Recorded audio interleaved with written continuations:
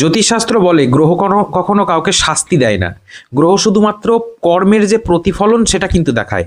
আপনি যেমন কাজ করবেন ব্রহ্মাণ্ড সেরকমই আপনাকে কিন্তু ফেরত পাঠাবে। এটাই কার্মিক সূত্র। শনি শাস্তি দেয় না, শনি শেখায়। বৃহস্পতি দান করে না, বৃহস্পতি আপনার প্রাপ্যকে বড় করে ফিরিয়ে দেয়। জীবনে প্রতিটা উত্থান বা পতনের মূলে কিন্তু গ্রহ নক্ষত্র নয়, আছে নিজের কর্ম। গ্রহ হচ্ছে আয়না, আয়নার মতো কাজ করে, যা শুধু দেখায় যে আপনি কি এর আগে বপন করেছেন, ফল আপনার এই হলো। যদি কর্ম ভালো হয় গ্রহের সুযোগ অবশ্যই আপনি পাবেন, এবং যদি কর্ম ভুল হয় তাহলে সেই আপনার যে সুযোগ সেটা থেমে যাবে। তো যেদিন আপনি কর্ম বদলাবেন, কর্ম পরিবর্তন করবেন, সেদিনই গ্রহ দোষ কিন্তু কেটে যাবে। কারণ কর্মই গ্রহকে চালায়, গ্রহ মানুষকে কিন্তু চালায় না। তো প্রতিদিন অন্তত একটি করে ভালো কাজ করুন, কাউকে সাহায্য করুন, কাউরির হাসির কারণ হয়ে উঠুন, কাউকে ক্ষমা করুন, বা কাউকে সম্মান করতে শিখুন। তো যে মুহূর্তে নিঃস্বার্থ কর্ম করবেন, শনি কিন্তু আশীর্বাদে আপনাকে ভরিয়ে দেবে, চন্দ্র মানসিক শান্তি দেবে, রাহু বাধা সরিয়ে দেবে, বৃহস্পতি পথ খুলে দেবে।